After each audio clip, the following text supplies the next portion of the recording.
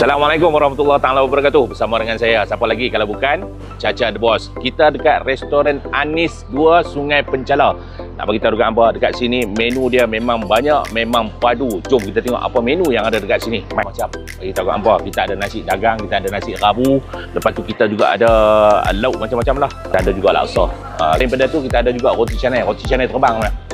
Bukan hangpa yang terbang, roti canai yang terbang kat sini. Kita ada juga dia punya apa? Kuih muih, bihun goreng, kuotiao goreng apa semua. Sebenarnya dekat Anis 2 Sungai Penchala ni, dia tempat dia pun duduk memang best kat sini. Lepas tu dia punya makanan bukan saja waktu pagi, tengah hari pun ada nasi berlauk dan juga ada gulai kawah. So pada hangpa semua boleh mai singgah dekat sini, makan pagi dan juga makan tengah hari. InsyaAllah. Saya tak makan, kalau hangpa nak tengok video saya makan, kena pergi dekat Abang Donat Channel YouTube saya makan kat sana. Kat sini kita bagi tahu secara ringkas je apa menu-menu yang ada dekat sini. Jadi nak tengok lebih lanjut, pergi dekat YouTube, okey? Assalamualaikum.